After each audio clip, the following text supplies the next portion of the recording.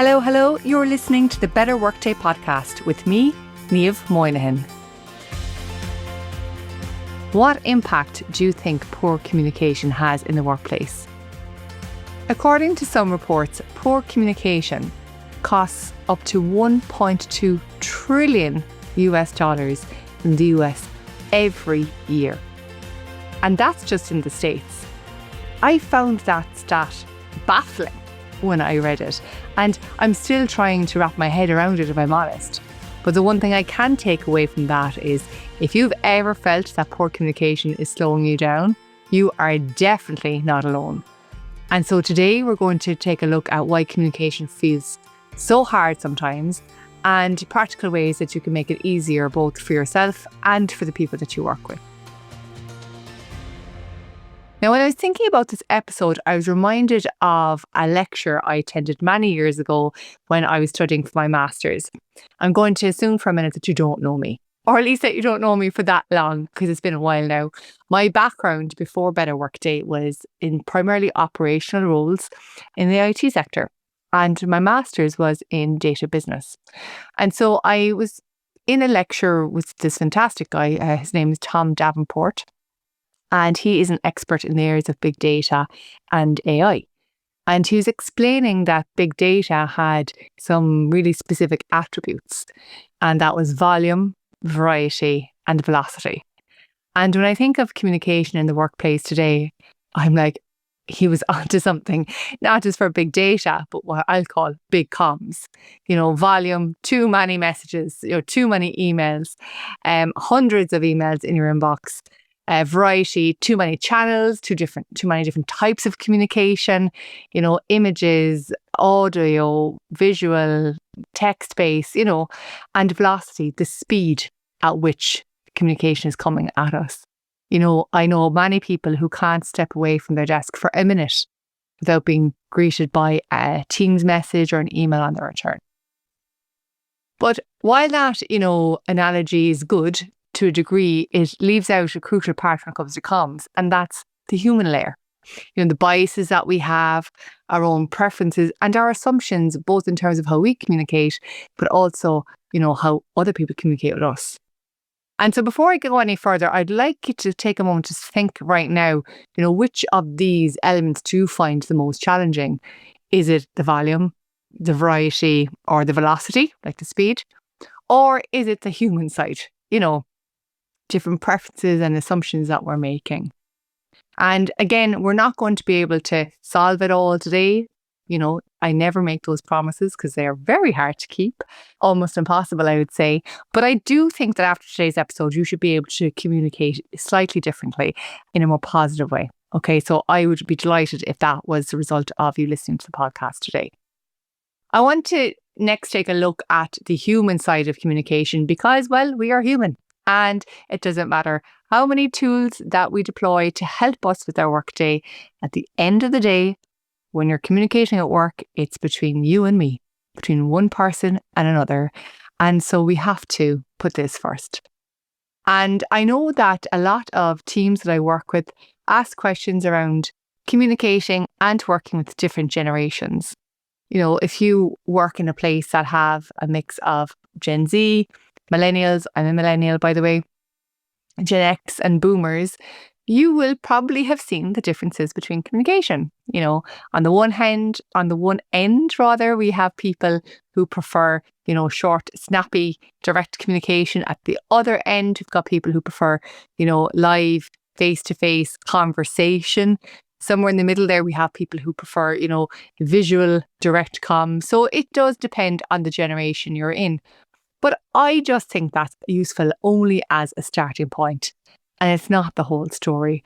And the reason I say this is because my communication preferences have evolved from when I first started work to now. And it's been a mix of both my generation influence, but also the different companies I've worked in over the years, what I liked and what I didn't like, the people who I worked with, the type of work that I did, and all of that ends up shaping how we communicate. And so, yes, of course, people who are newer to the workplace, are going to have more raw versions of their preference at the moment, but that too will evolve over time. And so I just like to kind of use that more as a starting point to say, well, how can we better understand our current communication styles and what's the best we can take from each one and maybe apply different styles to different situations and things like that. I always say that, if you're able to move 10% in someone else's direction, instead of expecting everyone to come completely over to your way, you will see a huge positive shift in the dynamic. And look, that goes beyond generational preferences. It's also different personalities, different cultures in terms of your background, or even the team culture that you're in. So, instead of us trying to get everyone to communicate our way, I always encourage people to say, well, could you move 10% in their direction? And if everyone does a little bit of that, you'd be amazed what would happen. So one of the nice things you can do about this, and it won't cost you anything, except a quick conversation, is to ask the people who you work with most, the people who you're engaging with most on a daily basis, ask them how they prefer to communicate rather than assuming. And every time I ask people this in workshops or on webinars, and I'm kind of just getting feedback in the chat, we see differences in terms of how people think that others like to communicate and the reality. And it's lovely because, if you had always thought someone prefers email and you've discovered that they actually really like Teams for whatever reason, then and you can meet them more where they're at. You might find that you've more in common than you think, or you might, have a newfound understanding of why they prefer different channels. So either way, it's a good thing to do. All right. Now, even if we all, had the same personality type and the same cultural background, and we're from the same generation, well, first of all, that would be really boring. Like, I don't know how well we'd get along. We get under to the skin, I think, a bit too fast. Like, we definitely need variety in groups, just to kind of appreciate other people and appreciate our own traits as well. So we need the mix, and we absolutely need it. I always say that you can't be everything, but everything you need should be in your team, But anyway, even if we kind of got around to all that, then there's some biases that we have to deal with. Again, just kind of part of the human psyche. So there is the email urgency bias, which is where, especially today, where communication is frictionless, like it's so smooth, it's so easy, where we reply faster than needed. So because you get a fast response, then you believe you have to respond just as fast or faster, where in fact the other person doesn't need your response right away, And it's interesting because, again, when talking to groups, none of them want to be communicated or replied to as quickly as what's happening. In fact, they'd all like a little bit of breathing room. But yet we fall into this trap, because comms can be fast, that people think it should be fast, or that others want it to be fast. And that's just not true. So again, maybe it's just having a chat with your team and saying, look, what is a decent response time?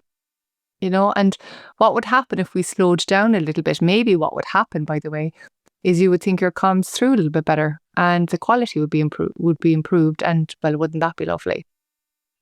And then on the other end, or the other side of things as well, another bias we have is email length. So on the one hand, we don't want long emails and long reports and long this because it feels bloated and we're worried that no one's going to read it, which, by the way, is true in many cases, because I know lots of people who don't read the long emails even though they've asked for the detail. And look, again, that's due to a number of factors, including our attention spans, other workloads, competing priorities, and lots of other things. So we're not judging here. I'm just saying it happens. But then also, if someone gives you a short answer or a short report or a quick summary, some people feel that it is missing something, right? That it is incomplete and that it hasn't been fully researched or something like that. And I wonder, as you're listening to this, can you think if you've ever added fluff to a message just so that it looked complete? Like, I was definitely guilty of doing this when I was writing blog posts when I started my business. I was like, that's way too short, like, surely. But actually, people like it when you get to the point. Some people. So again, it's about you taking a look to see what the hidden rules or the accepted ways of communicating are in your workplace comms, the day-to-day stuff, and is that still fit for purpose? In some roles, fluff is wanted, and that's fine if that's what's also I suppose if it's valuable, if people actually read it and if it adds context. I'd be hard pressed to see people writing just for the sake of it these days when with so much going on. And so look, this brings me to, some practical tools that we can take on today to improve how we communicate. Like even what I've just discussed there isn't all the reasons that we have a communication problem. It's just some of them, and we've just scratched the surface. But I'm all about, taking a look at what we can do today at work to try and improve things. You don't need to always understand every single cause of something to just start acting better from now on. So yeah, with that perspective in mind, here are my 4 C's to being a great communicator. So the 4 C's are clear, concise, complete, and considerate. Clear means avoiding jargon and acronyms outside of the core working group in which they're normally used. You might think that everyone else knows what you mean. Don't assume that they know it. Okay. Speaking plainly as if you're speaking to a really smart, bright 12 or 13-year-old is a surefire way to improve your comms, because it means everyone is going to be able to understand what you're saying. Okay. And I've had plenty of experiences with acronyms, causing problems over the years when it comes to things like definitions of things and stuff like that. So just try to, take the extra step of even putting the full title in a bracket or something like that. Then to be concise. So that's to be as short as possible, but no shorter. All right. And the balance of this then is to be complete. So give the context up front so people don't have to reply back or, follow up with you in another meeting to get the details. And I always say for this is like do your first draft of an email or a presentation deck or meeting agenda or whatever it is, and then take a look at it and say, what am I missing? Once upon a time, I was songwriting more actively, and I went to a songwriting course, and it's a great piece of advice. They said, once you have the first verse of the song written, take it and move it down to the second verse, and then go back to the start and add in all the context that you forgot. And I was like, that was really good for songwriting, but it's even better for communicating at work. So what that means is we do our first draft and then we move it down a little bit and, assume we've forgotten points or information or context, whatever it is, and we add that in to create the fuller version. And then, ideally you put that into your drafts folder for a moment or a few minutes or a little bit longer if you have the luxury, and come back and then refine it for clarity. Where are you duplicating your point? Where are you adding fluff for no reason? And just clear that out. And imagine if you did that. Imagine if you took that 3-step process, first draft, then add missing content, and then refine for clarity.